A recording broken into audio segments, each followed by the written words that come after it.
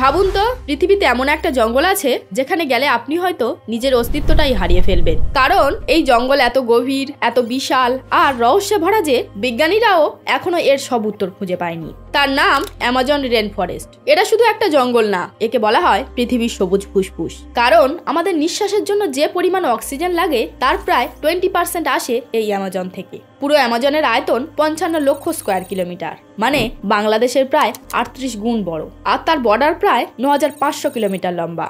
এই বিশাল জঙ্গলটি 9টি দেশের উপর ছড়ানো, যার মধ্যে আছে Brazil, Peru, Colombia, Venezuela, Ecuador, Bolivia, Guyana, Suriname আর ফ্রেঞ্চ গায়ানা।